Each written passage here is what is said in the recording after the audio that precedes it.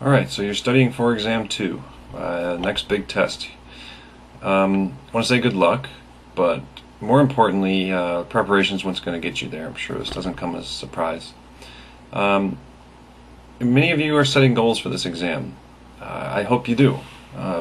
Maybe I'd like to see all of you do 5 points better than you did last time. I think everybody has room for at least that. 5 to 10 point increase. Some of you have higher goals than that. Need to do a lot better in this one because you struggled with the first exam. Whatever it is, set yourself a goal, but that goal should only go so far. It should only tell you how much to study, not how much pressure to put on yourself at this exam.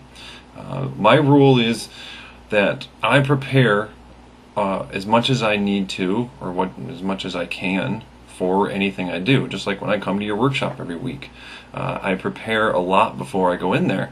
So when I get to workshop, I'm not nervous standing in front of you talking because I've already really spent a lot of time getting ready for it. You should do the same thing with your exams and your contemporary issues and any kind of performance that you're supposed to do in a given amount of time.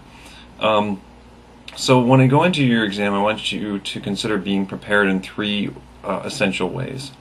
The first one is one that's often overlooked, and that's being prepared mentally and physically.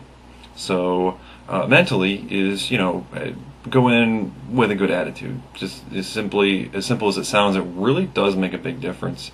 Know that you're prepared. Know that you have spent a good amount of time, doing the homeworks, reading over the exams, doing your notes, reading over the text. Everything that you've done in preparation up to this point. That's what should help you to do well, and you should know that. Physically, the simple things: get good amount of sleep, have something healthy to eat before you go in. A slice of pizza and a cookie are not going to help you think, and it sounds really stupid, but it really is true.